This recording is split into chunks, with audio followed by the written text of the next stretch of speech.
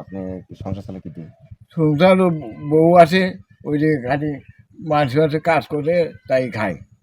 কাজ কাম করতে পারেন না? না, আহ, আপনি কি সংসার চালান কি দিয়ে? সংসার বউ আছে, ওই যে খালি মানুষ আছে কাজ করে তাই খায়। বৃদ্ধ বয়সে। বৃদ্ধ। আসসালামু আলাইকুম দাদা। ওয়ালাইকুম সালাম। কেমন আছেন আপনি? ভালো। আপনার শরীর অবস্থা কিরকম? এই কোনো আর কি দিন যায়, এই যে আহ, পেয়ারা আছে উঠে তোলা হয় না কোনো না। কাজ কাম করতে পারেন না? না, আহ, আপনি কি সংসার চালান কি দিয়ে? সংসার বউ আছে, ওই যে খালি মানুষ আছে কাজ করে তাই খায়। বৃদ্ধ বয়সে। বৃদ্ধ হয়েছে, খুব অভাব। খুব অভাব। প্যারালাইসিস এটা হয়েছে কয় মাস হয়? প্রায় 5 বছর না কয়। 5 বছর হয়।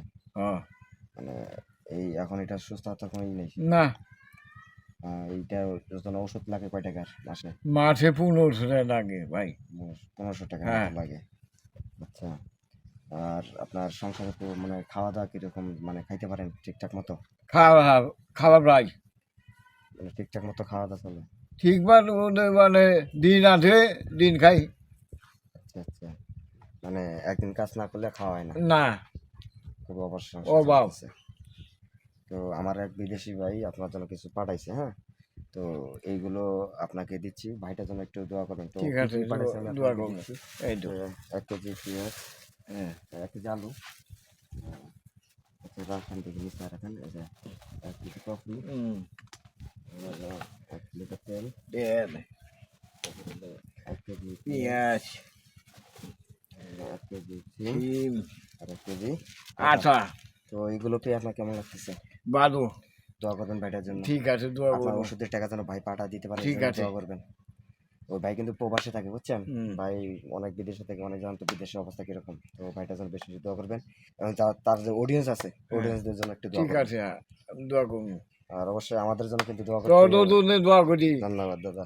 তো একটু সবাইকে বলে দেন, ঠিক আমার জন্য আছে, দোয়া করার জন্য একটু বলে দেন। ঠিক আছে।